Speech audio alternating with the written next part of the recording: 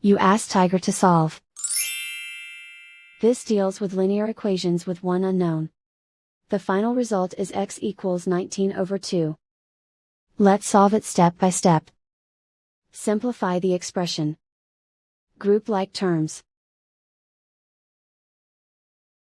Simplify the arithmetic. Group all x terms on the left side of the equation. Add 2x to both sides. Group like terms.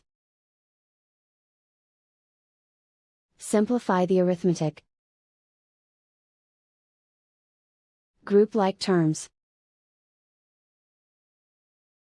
Simplify the arithmetic. Group all constants on the right side of the equation. Add 4 to both sides. Simplify the arithmetic.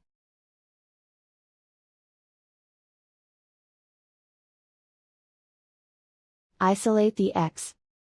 Divide both sides by 4. Simplify the fraction. Find the greatest common factor of the numerator and denominator. Factor out and cancel the greatest common factor. And so the final result is x equals 19/2.